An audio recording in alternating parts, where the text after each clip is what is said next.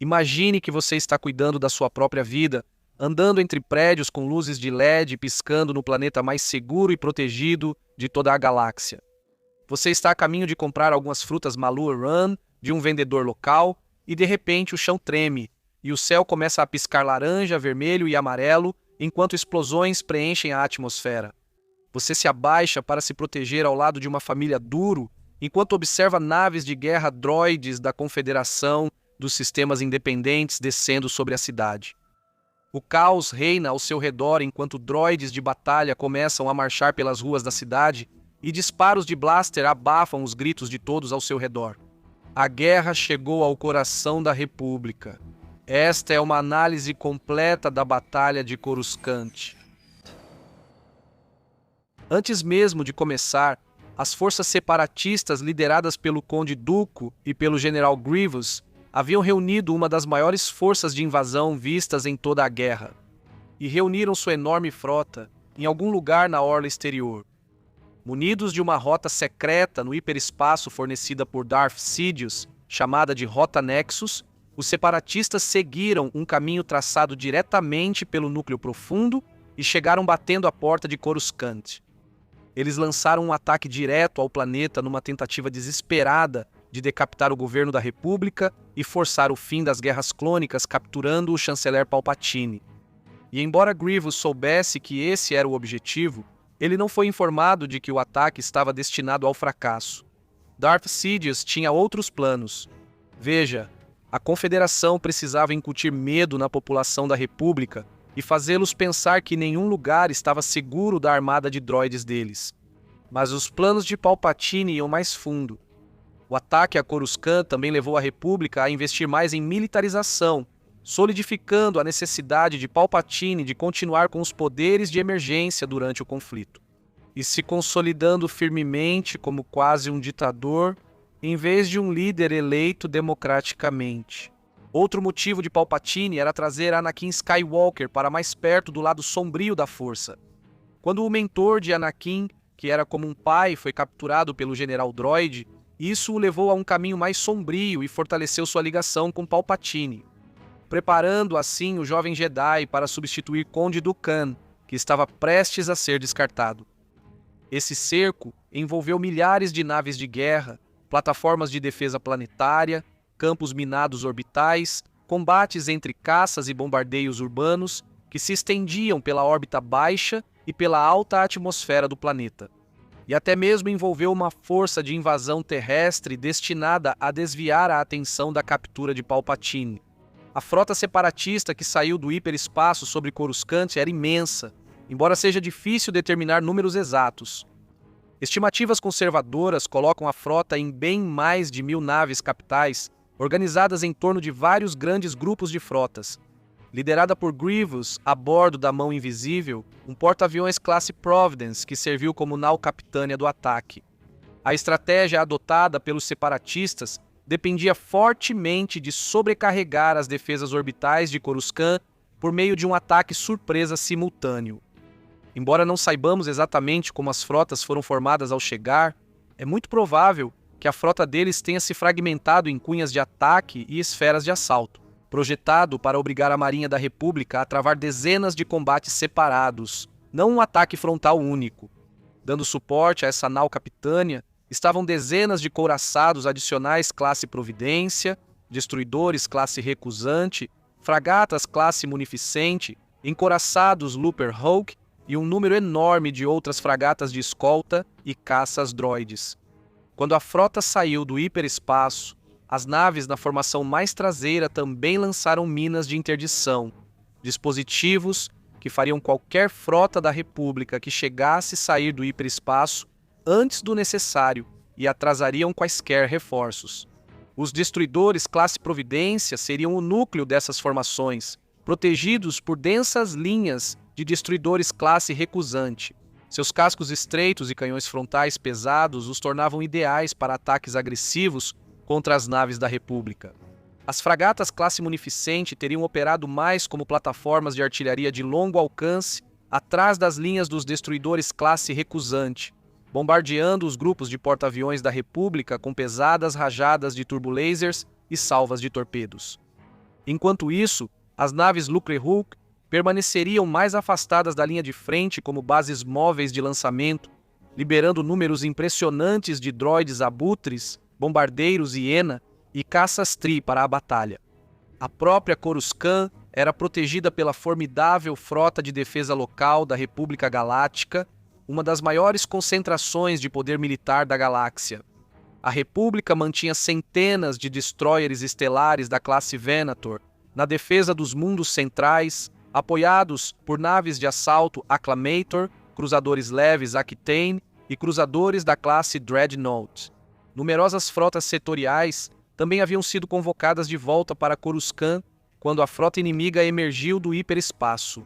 E naves de toda a Marinha da República abandonaram suas posições na orla exterior e na orla média para proteger a capital da República, planeta, incluindo a infame frota do Círculo Aberto, liderada pelo general Jedi Obi-Wan Kenobi e pelo comandante Marechal Cody.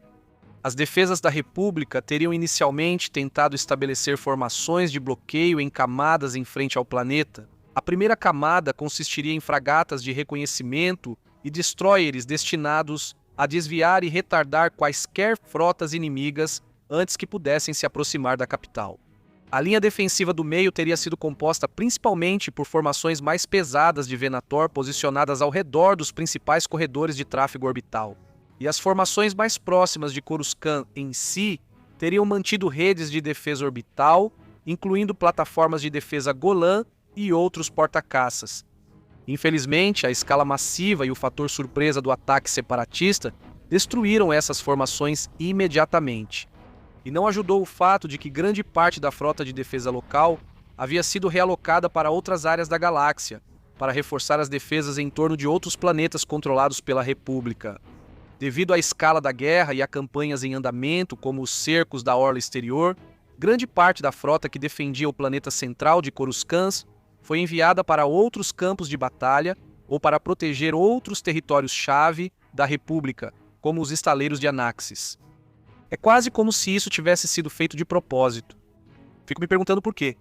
Grupos de assalto confederados romperam vários setores de defesa simultaneamente e forçaram a Marinha da República a uma defesa reativa caótica. A batalha rapidamente se transformou em centenas de combates navais sobrepostos espalhados pela órbita baixa. Destroyers estelares. Classe Venator enfrentaram as linhas de destroyers separatistas em duelos de bordadas a curta distância, muitas vezes perigosamente próximos da atmosfera do planeta. Enormes rajadas de disparos de laser cruzavam os céus, enquanto baterias de defesa baseadas no planeta tentavam interceptar enxames de mísseis e caças estelares inimigos. No início dos combates, capitães e almirantes da República teriam adotado táticas agressivas de assalto frontal, lançando naves a partir dos hangares ventrais e usando os canhões frontais pesados dos Venators para romper as cunhas de ataques separatistas antes que pudessem cercar completamente os setores de defesa ao redor do planeta.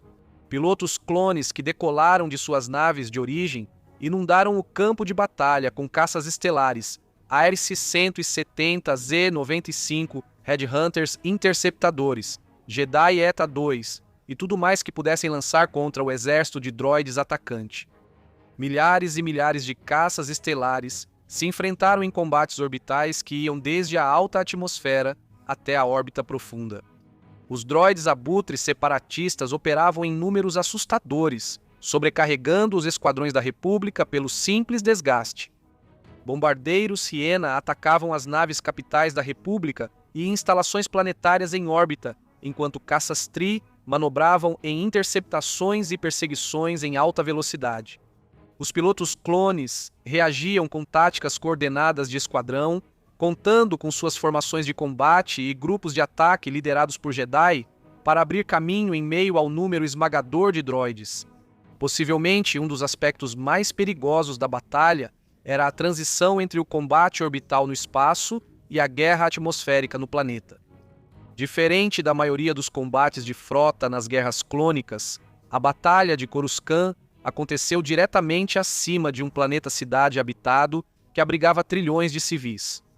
Fragatas destruídas caíam como meteoros nas vias de tráfego e nos complexos de apartamentos abaixo, enquanto caças danificados espiralavam entre os arranha-céus.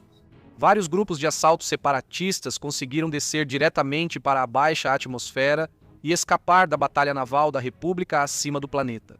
Arrastando parte da batalha para o espaço aéreo urbano de Coruscant, criando muitos combates aéreos em alta velocidade entre os cânions de arranha-céus, onde pilotos clones lutavam contra caças droides a poucos metros dos apartamentos civis. Se você pensa que essas batalhas eram só entre naves, está totalmente enganado. Tanto as forças separatistas quanto as da República realizaram operações de infiltração durante a batalha, lançando equipes de abordagem para atacar cruzadores inimigos, sabotar geradores de escudo e desativar relés de comunicação. Se você jogou a campanha Ascensão do Império de Battlefront 2 500 vezes, como eu, sabe exatamente do que estou falando. Enquanto a colossal batalha de frotas acima de Coruscant dominava os céus, há toda uma parte inexplorada desse enorme conflito sobre a qual ninguém realmente fala. Os combates e dificuldades na superfície. Pela primeira vez desde que Darth Malgus conquistou Coruscant há 1 milênio, o mundo capital da República se tornou uma zona de guerra ativa. Sob os destroços que caíam da órbita, a paisagem urbana interminável do planeta mergulhou no caos, quando as forças separatistas lançaram ataques planetários coordenados em vários distritos habitados. Essa batalha transformou o vasto campo de batalha urbano, e soldados clones, cavaleiros Jedi, guardas do Senado e outras forças de segurança planetária lutaram desesperadamente contra ondas de droides de batalha nas ruas, em plataformas de pouso e por todos os distritos governamentais, na superfície. À medida que a frota separatista rompeu o bloqueio da República, enormes naves de desembarque desceram pela atmosfera, escoltadas por enxames de droides abutres e caças Tree. Transportes de tropas múltiplas começaram a invadir as ruas, desembarcando droides de batalha BB-1 e BB-2, junto com droidecas, guardas Magna e uma série de outras variantes de droides. Mas o objetivo não era apenas conquistar o planeta. Enquanto os droides lutavam contra os clones e os couraçados esmagavam os Star Destroyers, a principal tarefa do General Grievous era capturar e extrair o Supremo Chanceler Palpatine de seu posto de poder. A principal tarefa do exército de droides era desviar a atenção do ataque de Grievous ao distrito do Senado. A República correu para proteger retransmissores de comunicação e redes de energia na cidade, deixando seu coração vulnerável. Isso significava que a defesa inicial de Coruscant ficou, em grande parte, a cargo da Guarda de Coruscant e da Guarda do Senado, ambos sem muita experiência em combate direto. Nunca é tarde para um curso intensivo. Canhoneiras Eliat e outras embarcações de desembarque foram enviadas da guarnição de Coruscant próxima para repelir o ataque da CSI, onde soldados de choque e outros clones enfrentaram as forças droides no ar e em terra. Enquanto isso, forças de reserva de comandos avançados de reconhecimento foram enviadas para liderar ataques terrestres. Entre os maiores esforços da República estavam os dos Jedi. Com muitos membros espalhados pela galáxia, a capital já não contava com a forte presença Jedi de antes da guerra. Mas mesmo assim, inúmeros cavaleiros Jedi e mestres responderam imediatamente à invasão. Mestres como Mace Windu e o Grão-Mestre Yoda coordenaram partes da defesa diretamente das linhas de frente, tentando estabilizar a situação que estava rapidamente desmoronando. Enquanto isso, a Mestre Jedi Shaak-Ti retornou de sua missão em Kamino e foi enviada para defender o chanceler Palpatine diretamente, junto com uma pequena equipe de ataque. À medida que as forças separatistas avançavam mais profundamente no distrito governamental, Shaak-Ti coordenou uma retirada rápida por corredores seguros e bunkers de emergência sob o complexo do Senado. Ela lutou com habilidade e desespero, mas durante as fases finais do sequestro de Palpatine, ela foi dominada por Grievous e sua escolta de Magna Guarda. Em outras partes de Coruscant, a invasão continuava a se fragmentar. Os soldados clones travavam combates desesperados, quarteirão por quarteirão, enquanto a incapacidade da Marinha da República de garantir totalmente o espaço orbital permitia que ainda mais reforços separatistas continuassem a pousar no planeta. Até mesmo nos céus, os pilotos da República frequentemente operavam em espaços aéreos perigosamente confinados, chegando a usar prédios como cobertura enquanto evitavam caças inimigos, interceptavam naves de desembarque de droides e até tentavam realizar evacuações pela cidade. Sem dúvida, o pânico dos civis acrescentou mais uma camada de catástrofe à invasão. Os trilhões de pessoas que viviam em Coruscant tentaram evacuar pelos sistemas de transporte lotados, enquanto tumultos e desabamentos estruturais se espalhavam sem parar por vários níveis da cidade. Cruzadores danificados caíam da órbita e colidiam com setores urbanos com força apocalíptica, matando tanto militares quanto civis. É provável que alguns postos de comando temporários tenham sido formados dentro de arranha-céus danificados e sistemas subterrâneos de transporte, transformando a infraestrutura interminável de Coruscant em redes defensivas e improvisadas. O bloqueio ao redor de Coruscant efetivamente se desfez em bolsões de controle em camadas. Alguns setores seguiram sob controle da República, enquanto outros caíram diante do bombardeio separatista. Os pontos de acesso ao hiperespaço eram constantemente disputados enquanto reforços da República de toda a galáxia tentavam chegar. Infelizmente, para o General Grievous, ele não foi informado de que esse ataque estava destinado ao fracasso e deve ter ficado completamente chocado quando a primeira onda de reforços da República entrou no campo de batalha. Ainda mais, ele ficou surpreso ao ver que esses reforços estavam na forma de naves novinhas em folha, recém-saídas da linha de produção, alguns modelos nunca antes vistos. Isso pode até ter incluído algumas das primeiras naves imperiais, como os destroyers estelares das classes Imperator e Victory. Grievous fugiu do planeta o mais rápido possível com Palpatine firmemente em seu poder e começou a voar em direção à Mão Invisível em busca de refúgio. Logo atrás de Grievous estavam alguns pilotos Jedi, mas assim que a nave, levando Palpatine e Grievous, se aproximou da nave capitânia, um enxame de caças droides foi lançado de naves de batalha da Federação do Comércio próximas e formou um perímetro defensivo ao redor do transporte inimigo. A Mão Invisível atirou nas naves Jedi que se aproximavam, matando um membro da equipe de ataque. Enquanto isso, outros dois, Pablo Gil e Sejan, foram capturados pelos raios tratores da Mão Invisível e levados para o hangar. Os dois Jedi tentaram derrotar Grievous e resgatar o chanceler, mas foram mortos pelo General Droid em um duelo de sabres de luz. Logo quando Grievous havia retornado à Mão Invisível após fugir da superfície do planeta.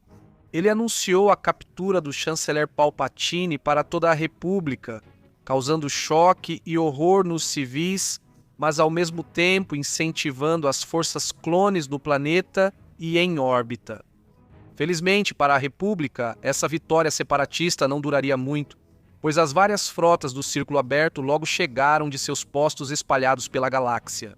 Enquanto a República tentava quebrar a estrutura de comando separatista, grupos de elite Venator, liderados por oficiais como o almirante Wolfram Laurin, avançaram agressivamente em direção à nave principal de Grievous, com os generais Jedi Obi-Wan Kenobi e Anakin Skywalker liderando a operação de ataque.